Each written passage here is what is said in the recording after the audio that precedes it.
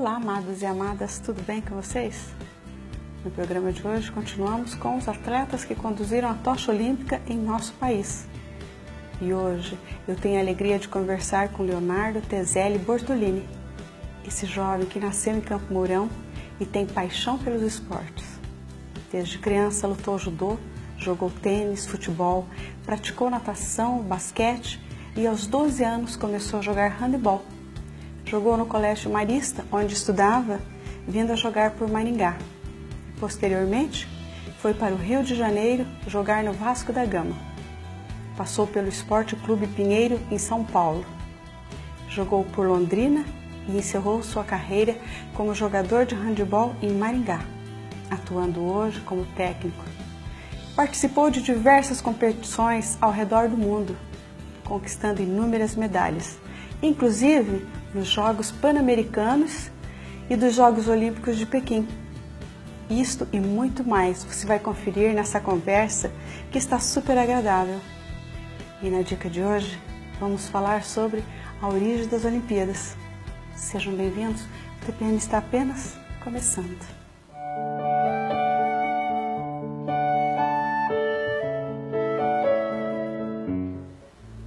Handebol. Essa modalidade cresce em nossa nação. Foi criada por Karl Schleß, um alemão. Ele foi baseado em outros esportes e hoje está entre os mais fortes. No campo também tem handebol. Não tão diferente do futebol. Aqui, qualquer que seja a ação, tem que ser feita com as mãos. Enquanto a disputa é feita em quadra, aos poucos o esporte se enquadra, com uma boa evolução popular. Na Olimpíada, sempre presente, quem sabe um dia a gente consegue levar o ouro.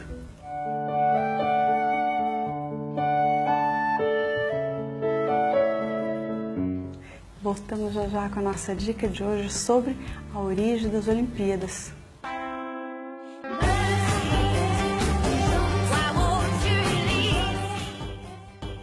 Você sabe como surgiram os Jogos Olímpicos? Sabe quais foram os primeiros esportes a serem praticados nos Jogos? Sabia que houve um tempo em que os Jogos Olímpicos foram encerrados? Essas e outras curiosidades você confere agora no vídeo a seguir.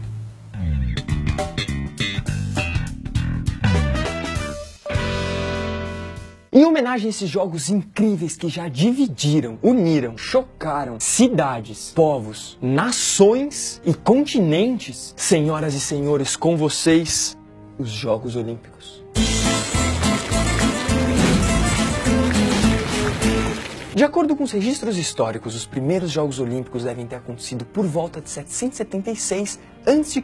na cidade de Olímpia, para quem não sabe, isso fica na Grécia, e tinham o costume de se repetir a cada 4 anos. Na real, tudo isso começou como um ritual religioso para os deuses do Olimpo, mais especificamente para Zeus, que era o deus do céu, do raio, da lei, da justiça e da ordem, o rei dos deuses do Olimpo. O objetivo era mostrar as capacidades físicas e a evolução do homem para os deuses, para que assim pudessem ser reconhecidos pelos seus méritos, o que tinha tudo a ver com o período homérico da história da Grécia, que foi bem o período do começo do antropocentrismo, o período em que Homero escreveu a Ilíada e a Odisseia, período da valorização do homem perante os deuses, da valorização da razão. Até porque se o homem não fosse importante, por que fazer um torneio só para mostrar as capacidades dele? Mas no fundo não era só um rito religioso que rolava. O evento tinha uma boa carga de política nele. Nessa época, em 776 a.C., os gregos estavam começando a viver o que a gente chamou depois de período arcaico. Eles estavam saindo desse período homérico que eu acabei de falar para vocês e entrando numa nova fase marcada justamente pelo surgimento dos primeiros aglomerados urbanos altamente organizados. E junto com eles, as cidades-estado. Todo aquele lance de Atenas e Esparta que a gente já explicou, inclusive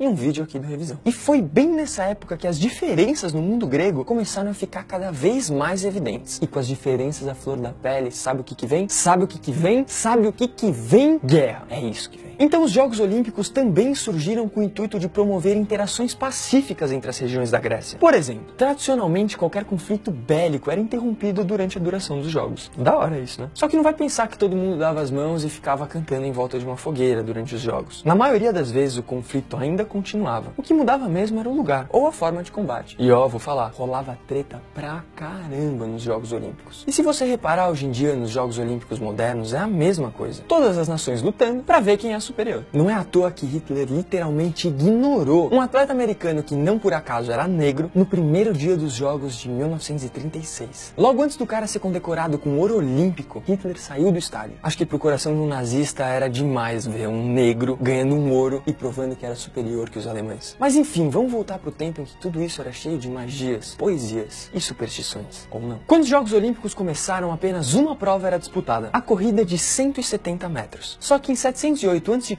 as coisas mudaram e o evento passou a incluir outras modalidades. E posteriormente ele também começou a ser disputado em intervalo de tempo maior, porque antes era um dia só, depois foi para 3 dias e depois para 5 dias. Com o tempo chegaram a incluir o pentátlon, que era a corrida, o lançamento de javelin, que é tipo uma lança pequena, o lançamento de disco, o salto em distância e a luta. O boxe, sim, eles lutavam boxe. O pancration, que era tipo um MMA, uma outra categoria de luta que era parecido meio com uma mistura de judô com jiu-jitsu, corridas de cavalos e corridas de biga. Aliás, a primeira mulher a ganhar uma prova nas Olimpíadas foi Quinisca de Esparta, filha do rei Arquidamos. Ela ganhou em 2 jogos consecutivos a corrida de bigas com 4 cavalos e calou a boca de todo mundo 2 vezes. Eles também incluíram mais 3 tipos de corrida. Uma de 200 metros rasos, outra de 400 metros rasos e uma última que variava de 1.400 metros a 4.800 metros rasos. E por último, eles também incluíram provas de lançamentos de disco e saltos. Os Jogos Olímpicos foram realizados por quase 12 séculos, o que dá mais ou menos 1.200 anos de tradição. Até que em 393 d.C., o imperador romano Teodósio I decretou que esse festival pagão deveria acabar. E sabe por que ele fez isso? Porque agora o Império Romano tinha virado cristão e as Olimpíadas eram realizadas em honra às divindades do Olimpo. Ou seja, miou a brincadeira. Ó, pra quem estiver interessado em como o Império Romano também virou cristão, o Revisão já fez um vídeo sobre isso. Séculos depois, inspirado nesses jogos que aconteceram na Grécia Antiga, um francês chamado Pierre de Coubertin fundou em 1894 o Comitê Olímpico Internacional, com o objetivo de organizar um evento de proporções globais. Depois de um hiato de 1.500 anos, os Jogos Olímpicos voltaram à vida em 1896 na cidade de Atenas. Mas isso já é assunto para um outro vídeo. Se vocês curtiram essa parada, não deixa de deixar o seu... Não deixa de deixar, né? Clássica, não deixa de deixar.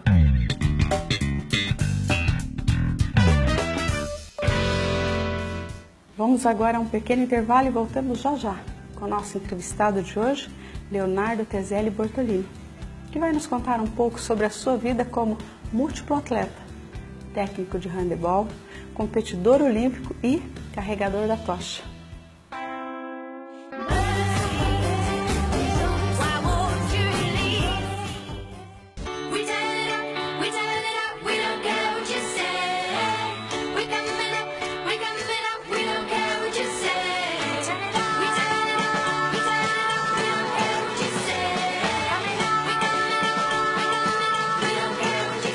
Olá, para você que está nos acompanhando, eu converso agora com Leonardo Tezelli Bortolini. Ele que é um apaixonado desde criança por esportes e que tem uma carreira muito linda, que vai nos contar agora um pouco da sua trajetória, contando todos os campeonatos que ele participou e da tocha olímpica que ele teve a honra de carregar e conduzir por Maringá. Mas Leonardo Tezelli Bortolini nasceu em Campo Mourão. Tudo bem com você, Leonardo? Tudo bem, tia? Tudo. Leonardo, é um prazer ter você aqui. E agora estamos começando o programa. Já vou dizer a vocês, o Leonardo é meu sobrinho. E é um orgulho para todos nós, Leonardo. Eu gostaria de contar um pouco da sua história desde o início. Você nasceu em Campo Mourão. E como que foi a sua paixão pelo esporte? Sim, nasci em Campo Mourão, né? Até tenho orgulho de falar disso, né? Porque muitas pessoas acham que eu sou de Maringá, né? Mas eu fui muito cedo para Maringá. Nasci em Campo Mourão, logo meu pai e minha mãe mudaram para Maringá, né? Minha irmã acabou nascendo em Maringá logo um tempo depois. Assim, a minha história no esporte começou, acho que desde quando eu nem me dou conta que eu existia, sabe? Eu tenho lembranças do meu pai levar a gente no Parque do Ingá para brincar de bola, todas essas coisas que os pais faziam quando a gente era criança, né? Assim, minha mãe também jogava vôlei no clube, eu sempre acompanhava ela. Assim, brincadeiras nas ruas, né, que hoje a gente não vê muito, não né? Você mais. vê a garotada brincando com videogame e essas coisas. Antigamente a gente, na minha época de infância, a gente não saía da rua. O pai e a mãe até brigavam para voltar para casa, era jogar bola. Até competição de natação na grama a gente fazia na nossa rua, para você ter uma ideia. Então eu comecei a me interessar pelo esporte, né, nessa fase, né? Eu já pratiquei muitos esportes quando eu era criança, né? Assim, meu pai sempre incentivou muito, meus pais, né? Meu pai e minha mãe. A sua mãe, ela teve um tempo que ela lutava Karatê. Eu lembro dela uniformizada, jogando. Sim, minha mãe também fez bastante esporte, né? Ela praticava vôlei, depois uma época karatê, depois ela praticou tênis também. Meu pai praticou basquete, na época que ele era universitário, né? Lá no Rio Grande do Sul. Então, o esporte sempre teve na nossa família, né? E sempre foi muito incentivado, tanto eu quanto as minhas irmãs. Tanto a Maria Augusta como a Maria Cecília também foram muito envolvidas com o esporte. Isso, a Guta jogou basquete até a época da faculdade, depois ela acabou passando no vestibular de medicina e não conseguiu conciliar, né? A Cissa também jogava basquete, fazia academia, corrida. Também deixou um pouquinho de lado por conta dos filhos, né? E por conta da profissão dela também, hoje ela é dentista. E eu fui o que segui aí no ramo do esporte. Ô Leonardo, eu vejo assim que a Cecília até hoje, às vezes a gente vai para Maringá quando vê tá ela e o seu pai caminhando. Os dois são muito companheiros um do outro, né? Sim. Quer dizer, é uma coisa de família. Leonardo, você começou jogando o quê? O primeiro esporte que eu pratiquei mesmo foi o judô. Meu pai fez questão que todos os filhos fizessem o judô, né? Porque é um esporte que traz muita disciplina, o respeito pelo próximo, né? Então a gente praticou judô durante muito tempo. Nesse meio termo eu pratiquei judô numa academia, né? E jogava basquete no colégio. Tudo junto? Tudo junto, os dois. Fazia o judô à noite e à tardezinha, final da tarde, basquete no colégio. Depois eu acabei dando uma enjoada de fazer judô, começou a não ser tão atrativo para mim e eu descobri o tênis no clube. Sim. Eu sempre fui assim de praticar várias modalidades ao mesmo tempo, né? Porque a gente frequentava colégio, frequentava clube, tinha as academias também. Então eu fazia o basquete no no colégio e o tênis no clube. Aí chegou um momento que eu descobri o handball no colégio. Eu assisti o pessoal jogando, assim, um pouco também porque o time do Colégio Marista, né, que foi onde eu comecei de handball, era um time muito bom. Assim, muito bom. Então você ficava olhando... Isso também foi um atrativo? Muito. Você ter um time bom já para entrar? Muito, muito. Porque, e aquela Leonardo, coisa de moleque também, tia, que assim, o time de handball do Colégio Marista era assim, eram os caras que, sabe, que todo mundo idolatrava no colégio. Ficava aquela coisa de um moleque mais novo olhar... Ficar encantado pela convivência que eles tinham no colégio e pela parte esportiva também, né? Aí eu falei, nossa, deve ser muito legal esse esporte, né? E eu já tinha facilidade por conta de eu participar de várias outras modalidades, eu sempre tive muita facilidade numa modalidade que eu iniciava, sabe? Sim. Por conta de ter toda essa atividade, de ser uma criança ativa, assim, de ter praticado várias modalidades. Você fazia natação também? Pratiquei natação. Então eu sempre... E isso é uma coisa muito boa para criança. Muito boa, porque a gente tinha aquela ideia de o pai antigamente falava assim, mas eu coloco você em uma modalidade, você faz um pouco, depois já quer mudar, você não para em modalidade nenhuma e depois você aprende que isso faz com que o desenvolvimento da criança acelere e que você consiga ter todas as capacidades físicas aí desenvolvidas e a criança vai se tornar uma criança bem mais saudável, né? Leonardo, eu me lembro que você jogava tênis muito bem. Você se destacava no tênis, você participava de campeonatos, você viajava, disputar fora. E de repente é o que você falou, veio esse encantamento e você mudou de esportes. Quando você começou, você já começou a jogar junto com essa equipe do Colégio Marista? Comecei no ano seguinte, porque a troca na verdade não foi do tênis pelo handball. eu jogava basquete e tênis, né? Aí Sim. o técnico do colégio marista de handball, eu conhecia, assim, de cumprimentar às vezes e tal. E eu cheguei pra ele e expressei a minha vontade de começar a treinar handball. Aí ele falou assim, ó, é lógico que eu quero um atleta como você no handball, só que primeiro você tem que conversar com o professor de basquete. Que era quem? Que era um Cláudio... Kravechinski. Isso, moroense Isso, também. de Campo família, Mourão. isso, o Claudião. Aham. Aí eu fiquei aquele moleque, né, novo, com aquela ansiedade e tal, e fiquei uns 3 dias enrolando para ir conversar com ele. Sim. Chegou um dia que eu fiquei embaixo do colégio, eu vi os 2 treinadores lá em cima conversando. Eu falei, nossa, eu fiquei uns 40 minutos para ir embora do colégio para não cruzar com eles. E foi dessa forma que eu mudei. O professor de handball acabou comunicando com o professor de basquete. Você teve que desistir de um para se dedicar ao Isso, outro. porque era no mesmo colégio, então não tinha como treinar as 2 modalidades. Aí eu comecei a treinar handball no Marista e jogava tênis no clube. Até que chegou uma hora que o tênis começou a não ser mais tão interessante por conta da paixão que eu já tinha, que eu tinha visto que ia ser o handball para mim. Eu peguei e optei só pelo handball, que daí já foi uma fase de competições. Eu tinha, acho que, pra você ter uma ideia, essa época quando eu tinha feito todas essas modalidades antes e decidi pelo handball, eu tinha 13 anos. Muito novinho. Muito novo. Muito. Novo. Só que foi uma coisa que eu me apaixonei. Naturalmente você se encantou. E, ô, Leonardo, você prefere um esporte que você jogue em um time, onde todos jogam juntos, onde o resultado, se for bom, é para todos. O esporte individual, assim, ele te deixa mais tenso? O que que é? Porque vamos supor, o tênis você está sozinho, o judô é só você, a natação é só você. Sim. Tá numa equipe te torna mais confiante? Eu acho que tem um lado bom e o lado ruim das 2 opções, das 2 modalidades, a coletiva e a individual, sabe? A coletiva você acaba...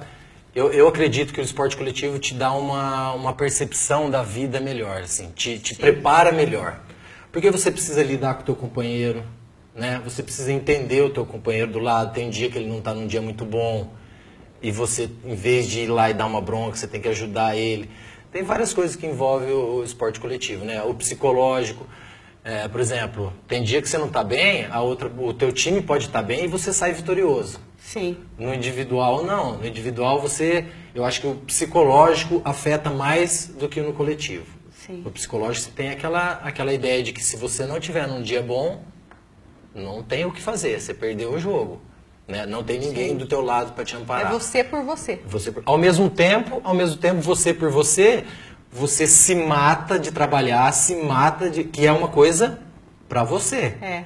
Você não vai dividir com ninguém. Então, se você chegou e fez um treino mais ou menos, não se preparou bem, você tem consciência de que você que vai ser prejudicado. Certo. Tá? E no coletivo, às vezes acontece da pessoa não se preparar tão bem, já sabendo Se apoia. que se apoia na outra. E isso é uma coisa que não deveria acontecer, né? Porque apesar de o esporte individual e o coletivo serem diferentes, na verdade o esporte coletivo acaba se tornando sempre um contra o outro. É. Né? Porque tem todas as ações de jogada, de tática e tal, mas acaba definindo no eu contra você. Sim. Entendeu? Mesmo na mesma E equipe. o pensamento, mesmo sendo esporte coletivo, deveria ser de esporte individual. Porque se todo mundo trabalha o máximo, Dá o máximo de si, o máximo resultado que é pode, Uhum. o resultado vai se somar. Certo. Né? Então, eu pratiquei as 2 modalidades e eu gosto, eu acho que a pessoa deve fazer esse exercício. Por exemplo, Sim. se é um profissional de basquete, de handball, de futebol, tenta fazer um outro esporte individual paralelo, que eu acho que vai agregar muito na tua profissão. Certo. Leonardo, e você começou muito jovem, com 13 anos. Qual foi o seu primeiro campeonato, a sua primeira viagem importante com a sua equipe de peso? Tipo para o exterior, representando uma equipe, representando Maringá, representando Paraná, o Brasil. Me conta essa trajetória. Eu iniciei no colégio, aí a gente tinha uns jogos escolares só da cidade, né? Só de Maringá. E nesse torneio eles selecionavam os destaques para estar representando o time infantil da cidade. A seleção de Maringá, categoria infantil. A partir daí a gente começa a viajar pelos torneios, né? Mais aqui regionais. estaduais, nacionais naquela época não tinha tanto ainda, era mais estadual na categoria infantil, né? Sim. A primeira competição assim que eu me lembre que foi marcante, assim, que eu vi mesmo que era uma coisa que eu poderia dar continuidade na minha vida, foi em, acho que 93, época do colégio ainda. A gente tinha um campeonato de seleções. Então você reunia todos os garotos ali de 15, 16 anos do teu estado, montavam uma seleção paranaense e ia jogar um campeonato nacional contra outras seleções do Brasil. E nesse torneio a gente acabou ganhando. O Paraná se sagrou campeão e a gente tinha automaticamente a vaga garantida para jogar um campeonato sul-americano da idade de 15, 16 anos, que foi no Uruguai. Foi minha primeira viagem internacional assim, com a modalidade, né? Uhum. Então ali foi uma coisa muito prazerosa, né? Imagina um menino de 15 anos representando o Paraná, representando o Brasil, não tinha viajado ainda para fora, aquela coisa de molecada junto, brincando e se divertindo e jogando. E já tinha aquela rivalidade de torcida xingar, isso com 15, 16 anos a gente não tinha noção assim do que é jogar com uma torcida contra e tudo mais, né? E isso abala o emocional quando você tá... Depende do atleta, abala. Depende do atleta, abala. Assim, se você tá super concentrado no que você tem que fazer, aquela história de que você nem escuta a torcida é real, você não escuta mesmo. Tem jogo que você tá tão concentrado que pode ter 10 mil pessoas gritando o nome do adversário, te xingando, que você não escuta nada mesmo. Você nem lembra que a pessoa que estava ali quando você viu entrando no ginásio está lá.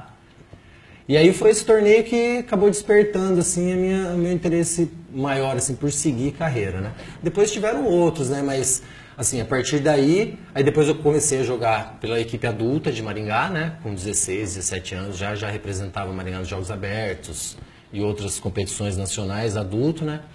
E aí a definição mesmo de que eu ia ser um atleta profissional foi quando em 2000.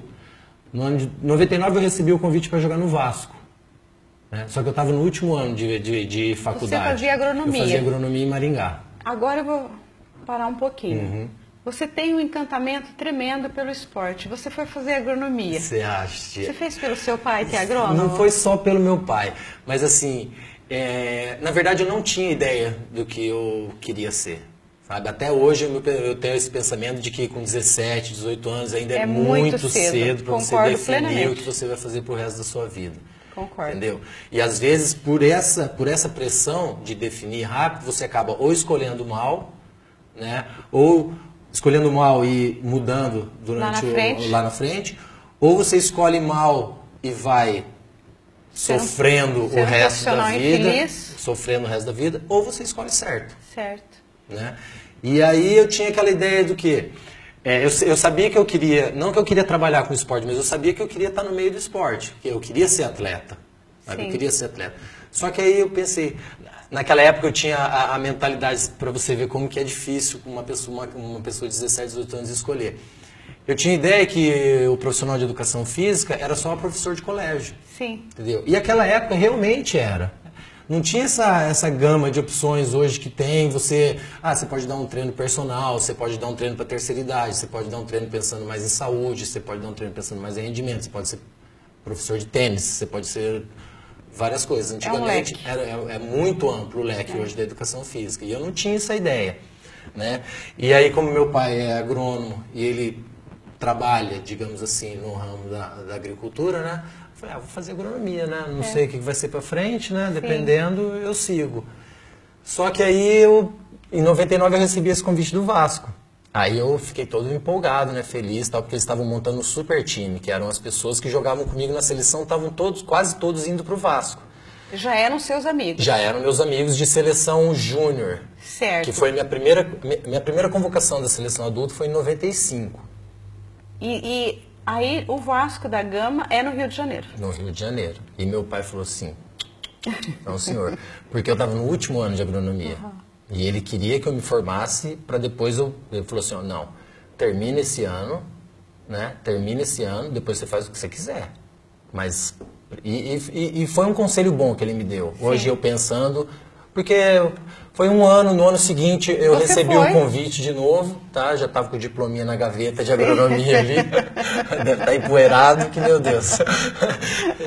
Eu recebi o diploma e acabei em 2000 me transferindo para o Vasco. Que foi o primeiro clube profissional mesmo que eu defendi, né? E nisso eu já tinha um histórico de seleção.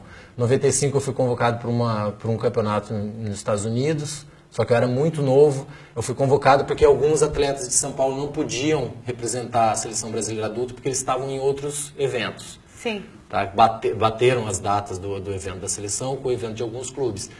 E o técnico na época pegou e começou a fazer alguns testes e me chamou. E aí eu tinha 18 anos. Sim. 18, por aí. Aí isso foi fui para passear, para pegar a experiência. Isso quando você foi para os Estados Unidos? Isso, fui para os Estados Unidos para pegar a experiência na seleção adulta, tá? E eu era júnior ainda. E aí com essa experiência eu fui convocado 2 anos depois já para a seleção júnior daí. Certo. Que era a seleção do meu ano, da minha categoria. E a partir daí foram várias competições. Campeonatos mundiais, né? Olimpíada de Pequim, participei. E aí o currículo é um pouco extenso, né? Mas foram várias competições importantes. Leonardo, eu estou amando conversar com você, mas agora nós vamos a um pequeno intervalo e voltamos já já. Ele vai continuar no próximo bloco nos falando sobre as suas medalhas, suas conquistas, suas viagens e todos os campeonatos que ele participou. Lógicos, os mais importantes, porque foram inúmeros, não é, Leonardo? Daqui a pouco eu volto.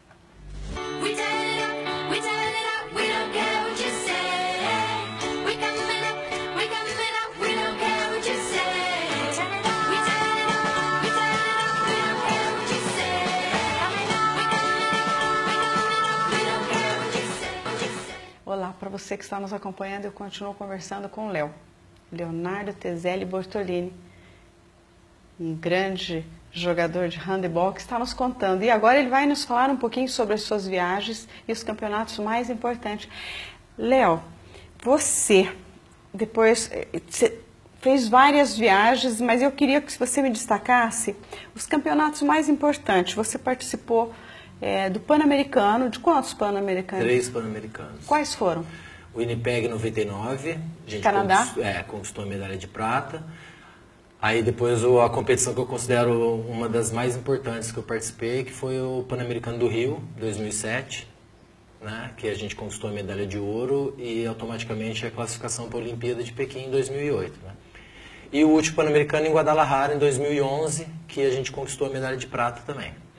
Léo, como que é participar de um campeonato extremamente importante, com um nome como este, que é um Pan-Americano, e como que é ganhar, no final, você e sua equipe ganhar uma medalha de prata e uma medalha de ouro?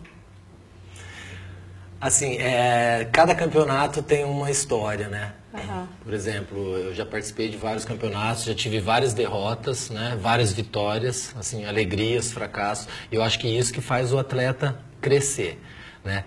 E assim, eu digo que cada campeonato tem uma história. Por exemplo, o Pan-Americano de Winnipeg em 99 foi uma prata muito comemorada. Por quê? Porque a gente tinha adversários muito fortes. Assim, o nosso time, na época, era basicamente um time júnior. A base do time que tinha sido na Turquia em 97. Então, o treinador da seleção levou a base do time júnior para disputar um Pan-Americano, que era muito importante para a seleção. Sempre o Pan-Americano é um ano antes da Olimpíada. Sim. E ele vale a vaga. O campeão automaticamente está classificado para a Olimpíada. Certo. Então o nosso time era muito novo, muito inexperiente, e a gente acabou fazendo uma final contra Cuba que foi, assim, acho que o jogo mais espetacular da minha carreira. Cuba realmente é forte. Cuba era muito forte naquela época. Hoje tá abaixo do Brasil, mas naquela época eles tinham atletas muito bons mesmo. Atletas que depois desse Pan-Americano acabaram saindo de Cuba, né, e acabaram se naturalizando por seleções europeias para jogar os torneios pelas seleções que eles naturalizaram, né? Certo. Então era uma equipe muito forte. A gente, todos uns molequinho, magrinho, carinha de novo. E a gente entrava no ginásio e falava, nossa, nós vamos enfrentar esses caras, 2 metros, 100 quilos e... Nossa, vamos ver o que vai acontecer, né? Uhum. E a gente jogou muito bem, empatou o jogo, empatou a prorrogação e acabamos sendo derrotados nos pênaltis. né? E ficamos com a medalha de prata, mas foi uma sensação boa. Certo. Mesmo com a derrota, foi uma sensação boa. A medalha de ouro no Rio foi espetacular, porque a gente estava em casa, assim, família, amigos, inclusive o Mies e o Marta estavam lá acompanhando, né? Foi muito legal mesmo ver toda aquela energia da torcida, e a gente comemorando a medalha, junto com a família, junto com os amigos, e a classificação para a Olimpíada, né? E o Guadalajara, que foi uma prata muito triste porque a gente tinha uma equipe melhor que o time da Argentina, e naquele dia a gente acabou jogando muito mal e acabamos perdendo o jogo e automaticamente também não conseguimos nos classificar para a Olimpíada de Londres 2012. Então é uma mistura de sentimentos, assim, tem prata que vale a pena, tem prata que é triste, tem ouro. O ouro geralmente é feliz, né? A não ser que aconteça uma tragédia, uma lesão, alguma coisa assim. Mas são sentimentos diferentes que o atleta aprende a lidar muito cedo. Certo. Né? O sentimento de vitória, né? Que você se sente a melhor pessoa do mundo, que você não sabe o que você faz. É muito gostoso. É uma sensação de alívio, com felicidade, com tudo. Aquele alívio de saber que você trabalhou um monte e conquistou o que você quis. Valeu a pena. Valeu a pena. E tem a decepção da derrota, né? E aí a tristeza de ter se esforçado tanto. Exatamente. E é aí que o verdadeiro atleta entra, né? Você tem aquele tempo que você fica triste, só que você tem que usar esse fracasso para que você, no dia seguinte, trabalhe mais ainda para você voltar a ter sucesso lá na frente, porque o esporte traz isso, né? Você perde um dia, daqui uma semana você tem outro jogo, daqui um mês você tem outra competição. O esporte começa todos os dias? Todos os dias é uma nova história. Todos os dias. E é sacrificante. Tá? Muita gente pensa que pô, vai lá, joga uma bola, tá, ganha um dinheirinho, tá, faz o que gosta, fica com o corpinho em dia e tal. Mas é muito sacrificante. Quantas horas de treino? Assim, antigamente, eu já passei pelas duas fases, né? Antigamente a gente treinava 6, 7 horas por dia. Hoje em dia já não se prega mais isso. Hoje em dia a gente treina um pouco menos, só que a intensidade maior, muito alta, para você maximizar o treino, né? Mas é muito sacrificante, é a rotina de que qualquer profissional tem, né? Qualquer profissional tem, então isso eu acho legal também, você saber lidar com a rotina, saber lidar com o que você tem que deixar de lado para você ganhar lá na frente, saber esse monte de coisa que envolve. Léo, eu vejo assim, você é um jovem, como é meu sobrinho, eu posso dizer, um moço bonito, você... Numa fase linda da sua vida, você também se priva de várias coisas. Por exemplo, você não bebe, você não é um baladeiro, digamos assim. Sim. Você é uma pessoa que leva uma vida mais controlada, mais contida, se alimenta super bem. Quer dizer, tem esse lado que tem que ter uma disciplina até rigorosa demais. Sim, muito. Eu falo assim, que tudo que... É o que a gente estava comentando sobre o esporte individual e coletivo, né? O atleta tem que entender que tudo que ele faz vai ter uma consequência lá na frente. Vai ter uma consequência. Assim, é lógico que você está um final de semana de folga, você vai sair com seus amigos um dia, o outro, tal, você vai comer um fast food, né? Você vai fazer uma extravagância uma hora ou outra.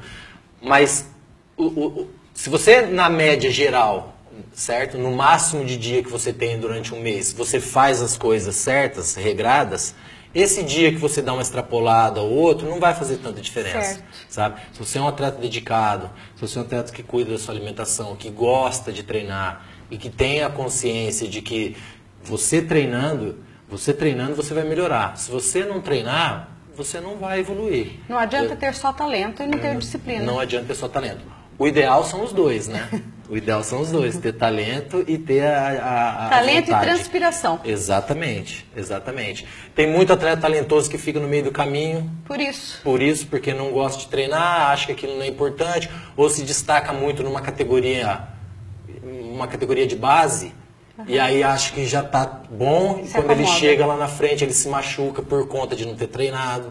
E aí vão acontecendo os problemas que podem encurtar a carreira do atleta. Sim. Ô Leonardo, você também jogou no Pinheiros em São Paulo. Por quanto tempo? Joguei por 2 anos e meio. E como que foi a sua experiência no Rio e em São Paulo, jogando numa cidade grande com uma equipe grande? Assim, eu costumo falar para todo mundo que eu gosto mais de São Paulo do que do Rio, né? Porque foram fases diferentes da minha vida, né? Que eu vivi. Assim, saindo de Maringá com 19, 20 anos, né, indo pro Rio de Janeiro, imagina, aquele chora na rodoviária, né, que tá indo, não sabe o que vai enfrentar pela frente, né, chega lá no Rio, parece, fica cuidando de tudo, tira o relógio para entrar no ônibus, mas depois quando você começa a viver na cidade, você percebe que não tem nada, você percebe que não é nada disso, né, só que é a falta de experiência, né, a falta de você ir para um norte que desconhecido, digamos assim, né. Sim, no Rio foi uma experiência de vida muito grande, porque assim, a gente viveu do luxo ao lixo, digamos assim. O luxo porque quando a gente chegou, o Vasco, hotel pra gente dormir e tal, e toda aquela estrutura que um clube de futebol pode proporcionar, e saiu tudo bem no primeiro ano e tal. No segundo, o Vasco começou a ter certos problemas com a emissora de TV que transmitia o futebol. E aí começou a cair muito a receita do Vasco. E aí começaram a atrasar salário, né? E já não dá toda a estrutura que a gente tinha que ter, né? A estrutura necessária para a gente treinar, para a gente descansar, para a gente se alimentar. E foram uns 4, 5 meses, assim, muito difíceis, assim, de não receber salário, né? De ficar 4, 5 meses sem receber salário e de ter a promessa de que vai receber e tal, não sei o quê. E aí chegou a hora que a gente continuou treinando, né? Eu sempre fui assim, independente do que acontecesse perto de mim, eu sempre fui muito focado, sabe? Eu pensava, comigo eu pensava, eu não estou recebendo, os moleques estão tudo ali deitados, tal, desanimado. Eu ia treinar sozinho porque eu sabia que uma hora ia surgir a oportunidade de eu ir para outro clube e eu queria estar bem para ir para outro clube. Sim. E foi quando no meio do ano de 2001 que o técnico do Pinheiros, que tinha sido meu treinador na seleção júnior, me ligou e me convidou para ir para o Pinheiros. Certo. Aí lá foi, assim, a estrutura do Pinheiros, que é uma coisa absurda, né? Que hoje é o clube olímpico, assim, de esporte olímpico, que é o mais desenvolvido, assim, no Brasil. Uma estrutura impressionante. E foi ali que eu comecei a ter uma vida mais social, quando eu saí da minha casa, né? Tinha uns amigos em Maringá, que a gente saía às vezes, churrasquinho e tal, jogava uma bola. E no Rio eu não tive muito isso, por conta dessa dificuldade que o Vasco teve e por conta das pessoas que jogavam comigo, eram pessoas mais humildes e moravam longe da gente. Certo. Então a gente não tinha muito essa receptividade do povo local de sair para ir para a praia e dar uma volta com você. Lá em São Paulo não, lá em São Paulo assim, dificilmente a gente ficava um final de semana sozinho, porque os meninos que jogavam com a gente, que eram de São Paulo, eles buscavam a gente em casa, pra gente ir almoçar domingo na casa deles, que é o dia que você sente mais falta da família, essas coisas, né? Pegavam a gente para ir dar uma volta, assistir jogo de futebol, então tinha outra vida fora do esporte, né? Então, por conta disso... Foi muito bom. Que para mim, São Paulo foi muito bom. No Rio teve uma época muito boa, mas teve esse ato aí que foi um pouquinho difícil. Mas serviu muito para a experiência de assim... E assim, eu tinha acabado de sair de casa, né? E eu, por 5 meses sem receber salário e tal, eu tinha um dinheirinho de reserva e eu ficava usando. Eu falei, mas nem morto eu volto para casa, né? Aquele orgulho. Eu falei assim, vou voltar para casa nunca, né?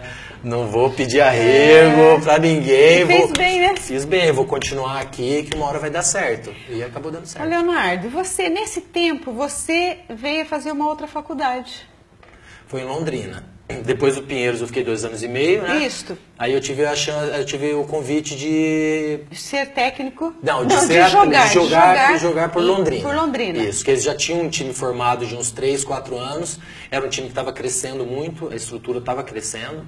E eu vi uma chance de fazer uma coisa maior do que eu vinha fazendo. Em Londrina?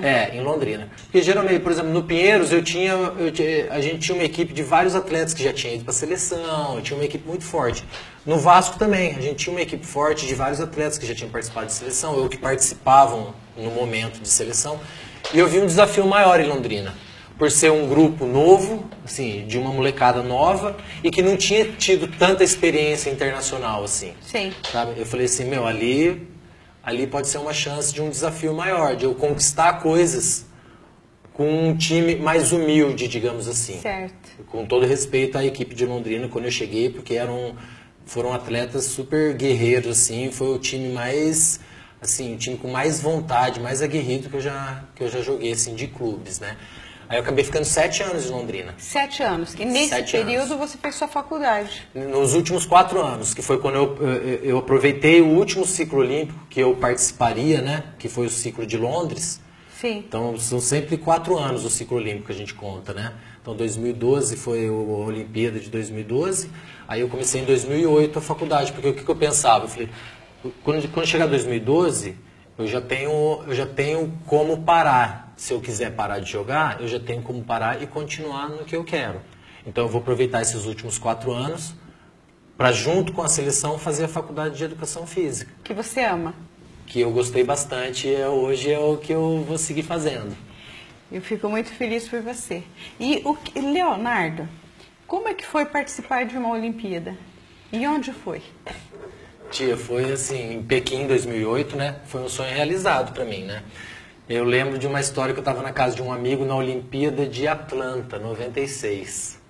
E eu já tinha sido convocado uma vez para a seleção, foi em 95.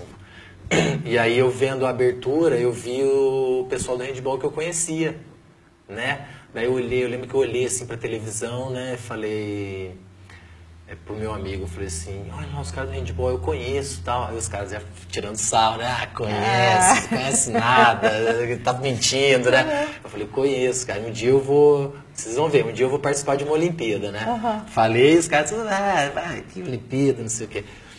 Beleza.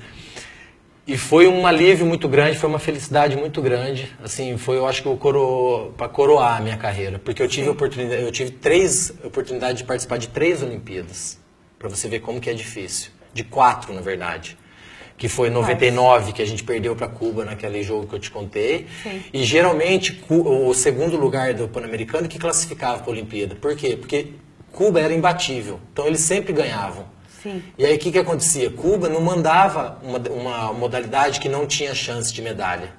Eles só mandavam as modalidades que realmente tinham chance de medalha. E Cuba não tinha, mesmo superior na América, não tinha chance contra os europeus. E justamente nesse ano eles resolveram levar o time de handball de Cuba. Então a primeira chance de ir para a Olimpíada já tinha ido para o buraco. A gente como vice-campeão, Cuba não indo, a gente automaticamente estava classificado como segundo lugar. Já não fomos. Aí em Sydney, isso. 2003 eu acabei me machucando o joelho, tive uma lesão séria, fiquei de fora do Pan-Americano e a seleção classificou para a Olimpíada de 2004. De 2004 que foi Atenas. Certo. Perdi a segunda chance. Aí na terceira, que foi quando a gente ganhou a Olimpíada, o Pan-Americano do Rio, a gente classificou para Pequim. Certo. 9 meses antes de começar a Olimpíada, eu tive uma lesão muito séria no joelho. Que a perspectiva era de 6 meses de recuperação. 6 meses para voltar a treinar. Sim. Então eu tinha 6 meses para voltar a treinar e 2 para ficar 100% para participar. Todo dia na fisioterapia, 2 dias, aquela correria e uma luta contra o tratamento e fortalecimento e faz de tudo, acabou dando certo. Eu acabei participando da Olimpíada de Pequim. E depois, quando a gente perdeu para Guadalajara, acabou não sendo classificado para a Olimpíada de Londres. Então, 4 chances para você participar de uma. De uma. De uma. Para você ver o quanto é difícil, O quanto né, é Leonardo? difícil. E é uma coisa, assim, de outro mundo mesmo, os jogos. Porque é uma atmosfera, sabe, você vê aquele monte de atletas, os melhores do mundo, os mais famosos. No mínimo são 2 dias para você se acostumar dentro da Vila Olímpica a não ficar assim, sabe, aquele ar de que você tá bobo com aquilo que você tá vendo. Você não tá acreditando que você tá ali. Exatamente. A gente brinca que é um jogos abertos gigantesco. Porque na verdade é uma Babilônia, né? Exatamente. O mundo inteiro está ali. O mundo inteiro está ali, o mundo inteiro está assistindo, a estrutura é gigantesca. Muito grande. É uma coisa que a maioria dos atletas não estão acostumados, porque ali, se for ver atleta top do mundo que ganha medalha, Estão ali. estão ali e são 5% de todos que estão ali. Sim. 5, 10% no máximo são tops do mundo mesmo e vão ganhar medalha. O resto é esforço, suor, sangue para ter a chance de participar e tentar fazer um bom papel. Então é muita briga, é muita gente para conquistar aquela vaguinha para estar lá, entendeu? Esse é o maior mérito do esporte, principalmente o esporte e o atleta, que é considerado no Brasil profissional, só que acaba sendo semi-profissional, quase amador, né? Por conta do investimento, do desenvolvimento que a gente tem hoje no esporte no Brasil. Ô, Léo, como que é, de repente, você entrar representando o Brasil numa Olimpíada? Mexe com o coração? Não só na Olimpíada, qualquer competição. Qualquer competição. A coisa mais emocionante que tem é você escutar o hino quando você está no pódio ou você está entrando no ginásio. É muito legal, muito. E assim, muita gente fala assim, nós estamos jogando pelo Brasil, tá. Na verdade, você está representando o Brasil. Mas você joga pelos seus familiares, você joga pelos seus amigos, você joga por todas as pessoas que já fizeram parte da tua modalidade, tá? Pelas pessoas que investiram em você, pelas pessoas que acreditaram em você. E aí, a hora que toca o hino, você acaba lembrando de todas essas pessoas, você lembra de tudo que você já passou, às vezes você lembra de uma coisa que te marcou mais. Ixi, várias vezes eu já chorei no hino. Várias vezes. Nós, quando estamos Porque assistindo... o hino brasileiro é muito lindo, né? É lindo. Porque nós que estamos assistindo nos emocionamos e choramos. Eu sou uma delas. Sim. Eu fico imaginando como é que é estar lá dentro. Leonardo, eu gostaria, nós estamos terminando o programa, e antes de a gente falar sobre a emoção de ser um dos condutores e carregar a tocha durante um tempo, eu queria que você me falasse um pouquinho sobre essas medalhas que são as mais importantes. Você pode me dizer? Posso. Aqui a medalha de prata, né, do PAN de Winnipeg, que foi o primeiro Pan-Americano que eu participei, daquele jogo final emblemático contra Cuba. Né? Depois o Pan-Americano também em 2007, que esse que foi o mais importante. Para mim, o campeonato mais importante que eu já disputei, assim, que eu consegui ser campeão e que foi uma atmosfera incrível, assim. Estar lá no Rio de Janeiro com toda a torcida foi muito legal, muito. Glorioso demais, né? E aqui foi o PAN de Guadalajara, que a gente acabou sendo derrotado pela Argentina na final, que foi um dos jogos assim mais decepcionantes assim da minha carreira. Bateu a tristeza, né? Isso. Aqui foi um jogo sul-americanos em Medellín, que a gente acabou vencendo em 2010, que a gente acabou vencendo a Argentina na final. Isso aqui me marcou bastante, porque foi um dos melhores jogos individuais assim que eu tive. Sabe? Eu joguei muito bem esse jogo, foi um jogo que me marcou bastante. Aí tem aqui algumas medalhas de participação, né? Que são dos mundiais. Estão faltando duas aqui. Quando você fala os mundiais, onde? Aqui, ó. O primeiro que eu disputei foi no Egito em 99. Esse no Egito? Não, eu não tenho recordação dessa do Egito você não tem. Em 99, não. O mundial sempre de 2 em 2 anos, né? Certo. 99 no Egito foi meu primeiro mundial adulto. Foi uma coisa absurda também, porque primeiro jogo de estreia contra o Egito. 15 mil pessoas no ginásio com aquela roupa branca deles. A gente entrava no túnel, assim, dava para escutar o vento da torcida, assim. Foi muito legal. Tão diferente. Depois França em 2001, né? Foi o meu segundo mundial. Meu terceiro mundial foi na Tunísia em 2005, que também eu não tenho a recordação dela. Aqui mundial 2007 da Alemanha. E esse aqui o derradeiro na Suécia em 2011. E aí tem algumas outras condecorações, assim. Aqui é uma plaquinha que a gente ganhou quando a gente foi convidado para disputar um torneio na Arábia Saudita. Que lugar da Arábia? Não vou lembrar a cidade. Não lembro. Mas assim, aqui tem uma história interessante que eles convidaram todos os 4 clubes, os 4 times, né, as 4 seleções para um jantar. E o Brasil acabou chegando primeiro. Quando a gente chegou, aquele monte de comida no chão, tudo assado, arroz, só bandeja de arroz, um monte de comida no chão. Aí ficou olhando um pro outro e tal, e várias almofadas em volta, né? Sim. O que é isso aqui? Aí o guia explicou que o jantar era no chão. Sim. E comer com a mão. Com a mão. Comer com a mão. Você vê. Aí o brasileiro esperto, né? O brasileiro chegou antes, os pastéis, os pastéis antes da Suécia chegar do time da Arábia e da Coreia, os pastéis já tinham acabado. Até porque essa habilidade de comer com a mão, Exato, nós não temos. Exato. E foi muito interessante porque você vê o brasileiro, ele faz esse tipo de coisa, mas também ao mesmo tempo ele é muito receptivo também. Ele é espirituoso, né? Espirituoso, ele experimenta, ele entra na cultura. Você via a cara dos suecos olhando quando eles entraram no restaurante, olharam assim, aquela cara de reprovação, todos com cara emburrada e a gente dando risada, conversando, brincando, eles não devem entender nada, né? Aqui foi uma competição que a gente teve de clubes.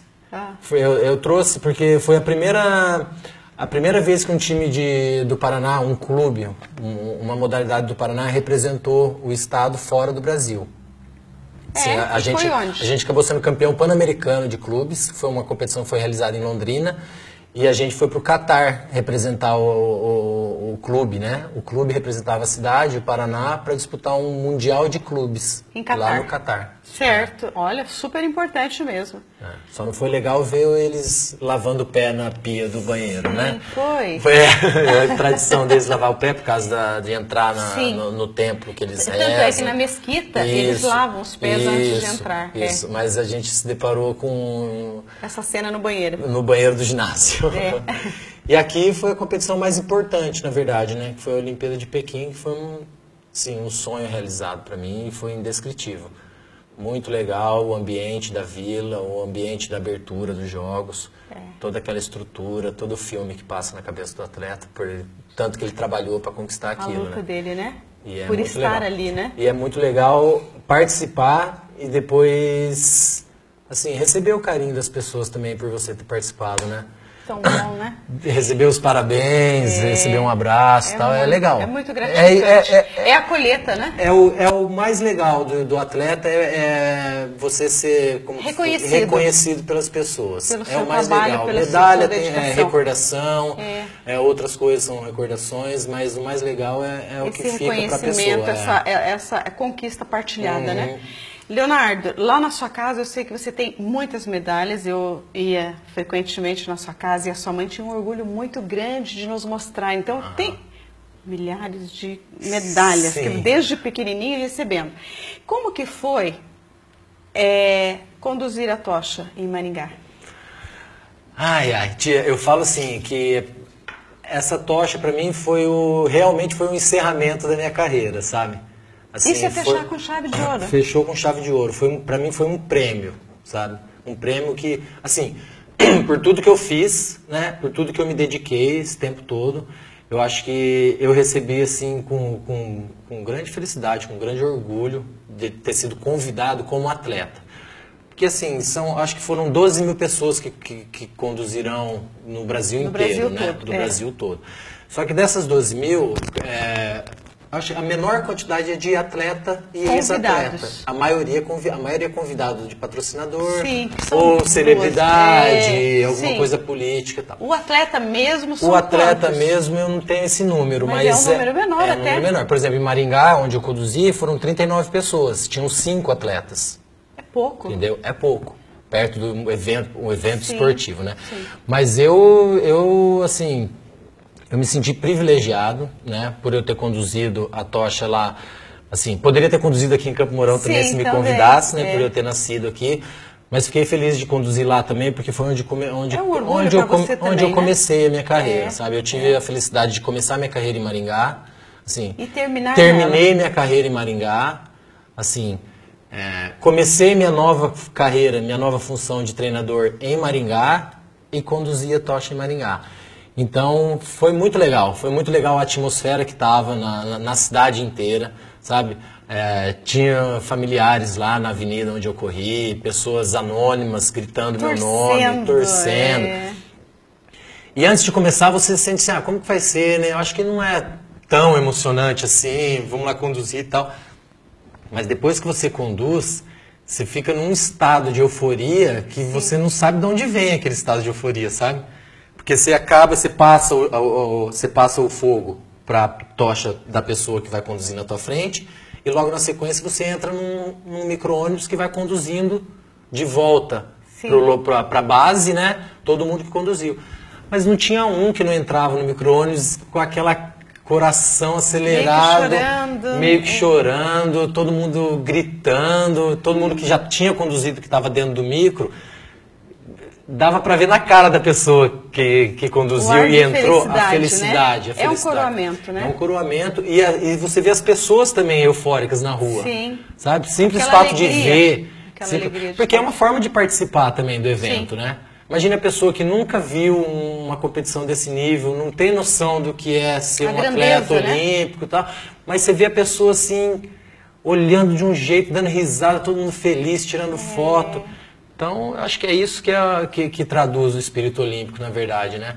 Assim, uma coisa que dificilmente a pessoa iria ver, né? Assim, não teve a oportunidade de sentir o que é essa competição, mas só de estar olhando para aquele momento ali, ela já está eufórica. Acaba sendo contagiada por essa alegria, né? Tanto eu que conduzi, como as pessoas que estavam lá, meus amigos, meus familiares e até as pessoas que eu não conhecia, na verdade, só de ver a tocha passando já fizeram parte desse momento, né? Muita alegria. E a sua família estava lá?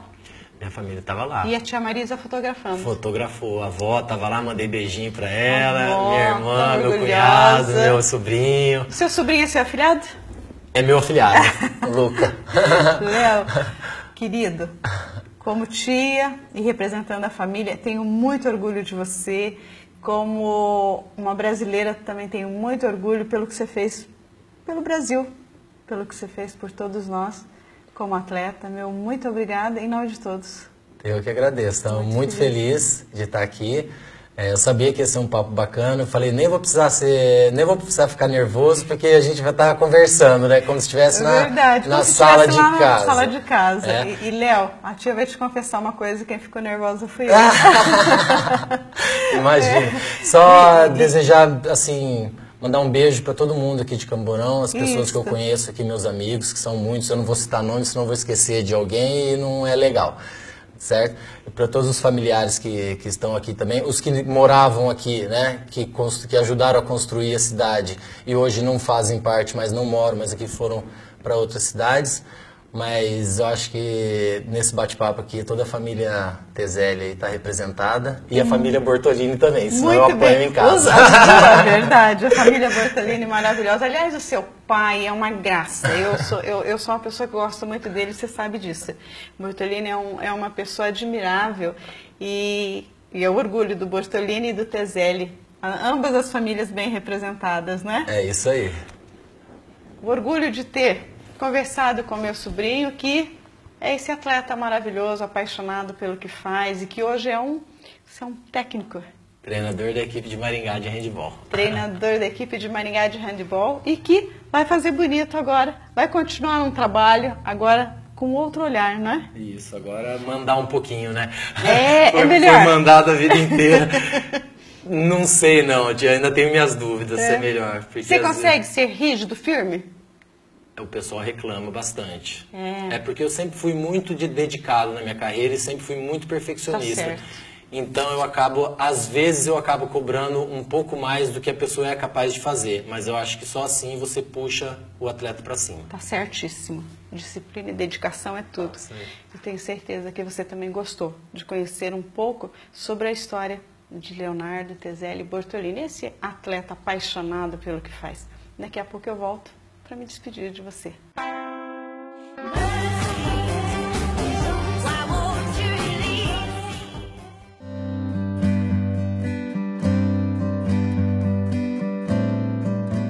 Devemos praticar esportes todos os dias enquanto estivermos vivos.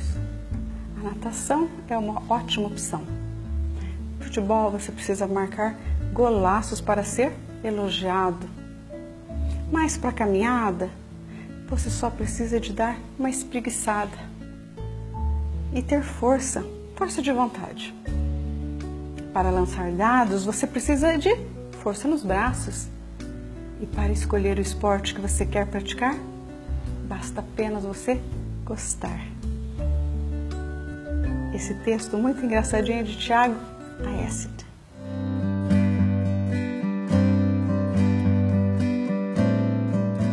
E assim termina mais um TPM. Obrigado pela sua companhia. Espero que vocês tenham gostado do nosso bate-papo de hoje com o Leonardo, intimamente chamado por Léo. Até o nosso próximo programa. Fiquem bem. Fiquem com Deus.